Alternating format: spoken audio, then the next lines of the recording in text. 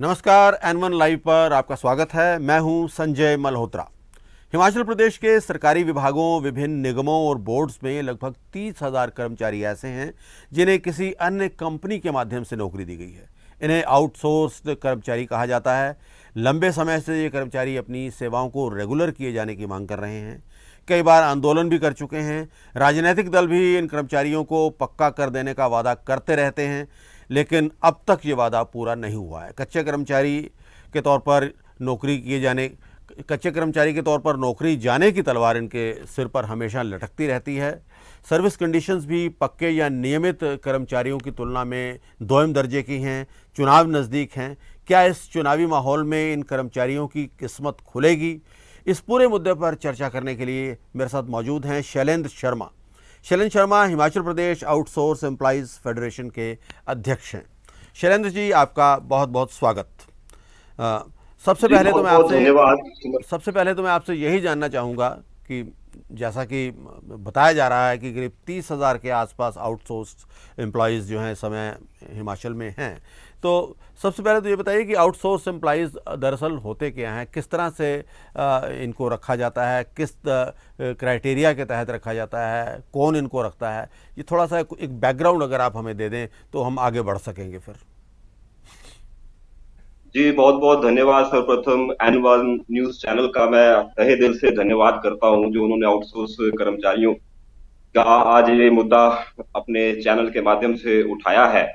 और मैं बिल्कुल निश्चित तौर पर आपके चैनल के माध्यम से ये स्पष्ट करना चाहूंगा, क्योंकि कई लोग इस बात से भ्रमित होते हैं कि इन आउटसोर्स कर्मचारियों की नियुक्ति किस तरह से होती है और ये आउटसोर्स कर्मचारी कौन है और इनको किस तरीके से रखा जाता है। तो मैं जी सर्वप्रथम बताऊंगा कि आउटसोर्स कर्मचारी जी सरकार की ही एक लायबिलिटी है। इनको सरकारी सैंक्शनड पोस्ट पर, सरकारी पोस्टों पर जो फाइनेंस से अप्रूव्ड पोस्टें हैं उन पर सरकार द्वारा ही आउटसोर्सिंग एक जरिया है। आउटसोर्स मतलब कि आप किसी कंपनी को या किसी ठेकेदार को ये आउटसोर्स करके उन कर्मचारियों को वहां पर उस पद पर नियुक्त करते हैं। इसके प्रॉपर टेस्ट और प्रॉपर इंटरव्यू होते हैं, जिसमें विभाग के भी बड़े अधिकारी सम्मिलित होते हैं। जी। जी हाँ, यही बात समझने वाली थी कि अक्सर जो जी। बात ये होती है कि शायद कि एक बैकडोर एंट्री है ये कर्मचारियों की और बाद में फिर ये नहीं, अपने ऐसा आप को नहीं है, ये पकड़। सरकार की ही लायबिलिटी है। और प्रॉपर चैनल्स के थ्रू ये कर्मचारी अपना इंटरव्यू साक्षात्कार दे करके जो भी इनके डॉक्यूमेंट रहते हैं और इस पद के लिए जो लेड डाउन क्वालिफिकेशन होती है वो पूरे क्वालिफिकेशंस को पूरा करने के बाद ही इन पदों पर नियुक्त आउटसोर्स के माध्यम से किए जाते हैं। अ, इस समय कितने ऐसे कर्मचारी हैं जो काफ़ी समय से नौकरी कर रहे हैं? माना जा रहा है कि 10 साल की अगर नौकरी हो जाए तो उनको पक्का करने का प्रोविज़न रहता है। तो ऐसे कर्मचारी कितने हैं जिनको कई सरकारों ने पक्का करने की कोशिश भी किया है। पंजाब में भी कोशिश चल रही है। तो हिमाचल में क्या स्थिति है इस समय? जी, निश्चित तौर पर मैं बताना चाहूंगा, हिमाचल प्रदेश के अंदर हमारे 18 वर्ष पूरे कर चुके भी कई ऐसे आउटसोर्स कर्मचारी हैं जिनको 18 वर्ष अपने विभाग के अंदर, बोर्ड के अंदर, निगम के अंदर सेवाएं प्रदान करते हुए हो गए हैं। जी और इन्हीं लीगल कॉम्प्लिकेशंस को और उनसे बचने के लिए इनको साल साल बाद इनके कॉन्ट्रैक्ट को रिन्यू किया जाता है, लेकिन एक ही पोस्ट पर उनको लंबा समय, मानो तो 10 वर्ष से कहीं ज्यादा समय इनको आउटसोर्स पर हो चुका है और कुछ तो रिटायर भी हो चुके हैं। जी। अ, जी। तो क्या आप अपने इन और ग्रीवांसेस। हिमाचल हाँ जी जी, कहिए कहिए। की हिमाचल की जो स्थिति आप वर्तमान समय में बता रहे थे, तो वर्तमान समय में आदरणीय मुख्यमंत्री माननीय श्री जयराम ठाकुर जी की सरकार ने हम्म, इन आउटसोर्स कर्मचारियों के लिए एक कैबिनेट मंत्रिमंडल की उप समिति का गठन किया था। जी और जी, और उप समिति की लगभग आखिरी बैठक इस सितंबर में होनी है। और हमारी जो डेलीगेशन था वो माननीय के कैबिनेट सब कमेटी के जो अध्यक्ष है उनसे अभी हाल ही में मिला था, और उन्होंने सितंबर महीने में ही आउटसोर्स कर्मचारियों के लिए एक ठोस नीति, जो कि उनकी नौकरी तथा उनके भविष्य को देखते हुए लाई जाएगी, उसका हमें पूर्णतया वहां पर समस्त पदाधिकारियों को आश्वस्त किया है कि सितंबर महीने में सरकार उनके लिए एक स्थायी नीति पॉलिसी उनके लिए ला रही है, जो निश्चित तौर पर उनकी नौकरी और भविष्य की सुरक्षा को देखते हुए ही होगी। शैलेंद्र जी, ये चुनाव का समय है हिमाचल प्रदेश में, और चुनाव के समय में कई ऐसे फैसले या कई ऐसे वादे सरकारें करती हैं जो पहले टलते रहते हैं लंबे समय तक। तो अब जैसे कि आपने कहा कि ये सब कमेटी बनी हुई है और ये सब कमेटी की सिफारिश की काफ़ी देर से इंतज़ार हो रही है। सितंबर में आपको उम्मीद है कि ये आ भी जाएगी। आपको लगता है कि ये जब तक कोड ऑफ कंडक्ट लगेगा उससे पहले ये ऐसा हो पाएगा? और बाकी पॉलिटिकल पार्टीज़ की क्या स्थिति है? कांग्रेस भी मैदान में है और इस बार तो आम आदमी पार्टी भी मैदान में है। उनके साथ भी कोई आपकी बात हुई है? उन्होंने भी कोई भरोसा आपको दिलाया है? हाँ, देखिए, निश्चित तौर पर वर्तमान सरकार की अगर बात की जाए तो निश्चित तौर पर उसके समक्ष महासंघ द्वारा इस चिंता को, जो ये आप बोल रहे हैं कोड ऑफ कंडक्ट की चिंता है, उसको हमने जाहिर किया है और नीति को कोड ऑफ कंडक्ट से पहले ही लागू किए जाने की चिंता भी हमने माननीय कैबिनेट सब कमेटी अध्यक्ष जल शक्ति मंत्री हमारे महेंद्र सिंह ठाकुर जी। जी, उनके समक्ष हमने इस बात को रखा। जी। और उन्होंने हमारे पदाधिकारियों को पूर्णतया उसमें आश्वस्त किया कि निश्चित तौर पर सितंबर महीने में हम इस नीति को ला रहे हैं, और हम इस जो आउटसोर्स पॉलिसी है, इसकी जो हमारी मांग है निश्चित रूप से वर्तमान सरकार से ही है, और वर्तमान सरकार के ऊपर हमें पूर्ण विश्वास है कि वो अपने कहे अनुसार इस नीति को लाएंगे। जी, शैलेंद्र जी, लेकिन पर आपकी सरकार जो है कुछ दोहरी भाषा बोलती हुई नज़र आ रही है। मैंने महेंद्र सिंह जी का एक बयान पढ़ा था, उसमें उन्होंने कहा था कि हम ये पॉलिसी लेकर आ रहे हैं, लेकिन मुख्यमंत्री जयराम ठाकुर ने विधानसभा के पटल पर एक सवाल का जवाब देते हुए इस बात से इनकार किया था कि इस तरह की कोई पॉलिसी आने वाली है या आउटसोर्स एम्प्लॉइज़ को पक्का करने की का कोई इरादा सरकार का है। तो आपको लगता है कि सरकार की नीयत को लेकर आपको कोई शक है, कोई शुबा है कि सिर्फ जो है ये अब चुनावी समय में सिर्फ आपको एक तरह से लटकाया जा रहा है? देखिए, प्रारंभिक दौर में वर्ष 2017 या 18 की अगर बात की जाए तो निश्चित रूप से ऐसे विधानसभा के कुछ एक प्रश्न थे जिसके जवाब में मुख्यमंत्री जी ने शायद इसको उस तरीके से किया हो, लेकिन उसके बाद जब महासंघ निरंतर अपनी मांगे रखता आया है सरकार से, तो चाहे वो हमारी कोई भी जायज मांग हो, तो उसको लेकर के सरकार, मेरे को नहीं लगता कि किसी बात को लेकर के या कोई भी रिप्रेजेंटेशन महासंघ की सरकार द्वारा डिनायल मोड पर गई हो।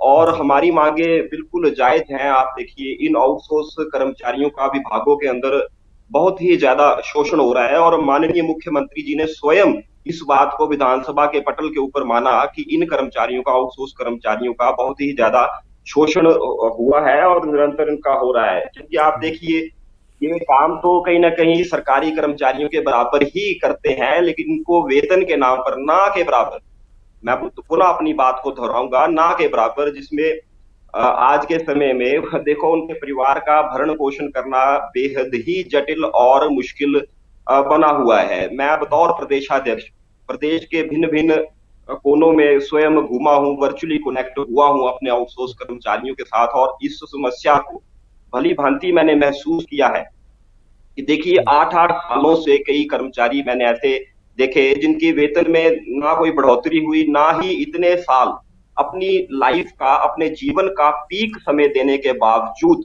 उनके सिर के ऊपर देखो आप नौकरी जाने का खतरा मंडरा रहा है ना? तो इस वेतन बात को का लेकर क्या के क्राइटेरिया सरकार रहता है? गंभीर है, और हम्म, हाल ही हाँ, में माननीय मुख्यमंत्री जी द्वारा ही ये जो बयान आया था मीडिया के अंदर, तो माननीय मुख्यमंत्री जी ने ही बोला था कि हमारी सरकार काफी संवेदनशीलता के साथ इस मामले को देख रही है, और द बेस्ट पॉसिबल, मैं पुनः बोलूंगा, बेस्ट पॉसिबल वे आउट जो भी इन कर्मचारियों के लिए होगा, हमारी सरकार निश्चित रूप से इन कर्मचारियों के लिए लाएगी।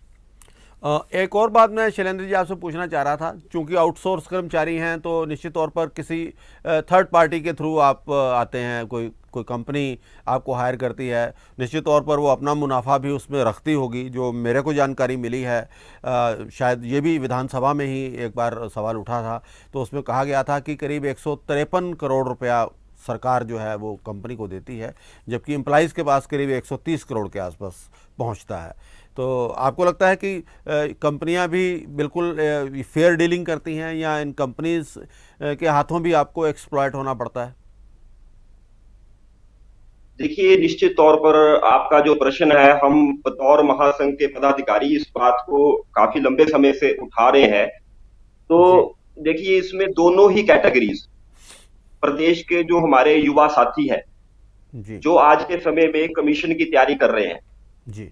उनका भी शोषण हो रहा है, और जो आउटसोर्स कर्मचारी हैं, जो आउटसोर्स पर लगे हैं, उनका भी निरंतर इस प्रथा के चलते शोषण हो रहा है। क्योंकि आप देखो सरकारी पोस्टें जो काफी लंबे समय तक उनको आउटसोर्स किया जाता है, तो उसके अंदर जो हमारे युवा साथी जो हमारे कमीशन की तैयारी कर रहे हैं, उनका तो निश्चित रूप से उनको अपॉर्चुनिटीज वहां पर उस तरीके की नहीं मिल पा रही है, इससे उनका शोषण हो ही रहा है।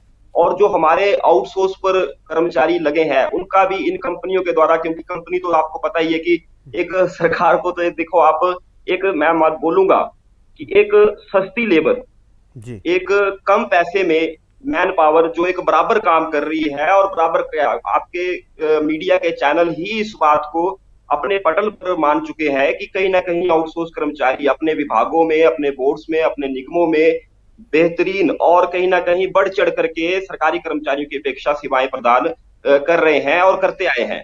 जी। तो निश्चित रूप से इसमें दोनों कैटेगरीज का, बेरोजगार युवाओं का और जो आउटसोर्स पर लगे हैं, दोनों का ही शोषण हो रहा है, और इसको सरकार को आज के समय में गंभीरता से देखने की आवश्यकता है। और कहीं ना कहीं इसको देखिए, cutting across the political lines, party जी। लाइंस होकर के हम्म। समस्त पार्टियों को, चाहे जी। आम आदमी पार्टी हो, चाहे वो कांग्रेस की पार्टी हो, चाहे वो भारतीय जनता पार्टी की सरकार हो, देखिए कहीं ना कहीं कुछ एक ऐसे मुद्दे होते हैं जिनमें हमें दूरदर्शी सोच रखने की आवश्यकता होती है। यदि आज इनका इस तरह से ही ये शोषण चलता रहा और ये प्रथा निरंतर इसी तरह आगे बढ़ती रही, तो आगे देखो हमारी आने वाली युवा पीढ़ी इसका कहीं ना कहीं जिम्मेवार हमें ठहराएगी।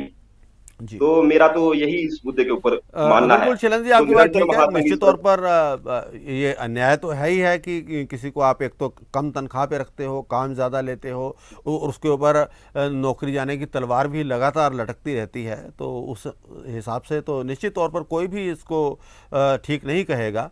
वहीं दूसरी तरफ मैं ये भी बिल्कुल, पूछना चाहता हूँ और कि कहीं ना कहीं देखिए आप युवाओं के ऊपर एक इसी प्रथा के चलते एक भेदभाव जो उनके विभागों के अंदर उनके साथ किया जा रहा है, और कहीं ना कहीं आप देखिए उनकी मानसिक स्थिति किस प्रकार की बन रही है।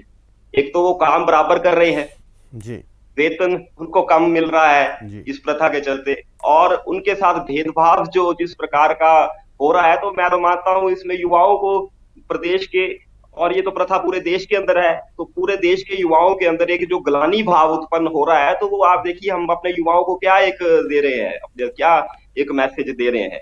बिल्कुल। इसके अलावा वेतन तो चलो कम है, इसके अलावा जो सर्विस जी, कंडीशंस हैं वो भी, जो एक परमानेंट एम्प्लॉई है, एक रेगुलर एम्प्लॉई है और एक आउटसोर्स एम्प्लॉई है, उसमें भी अंतर रहता है।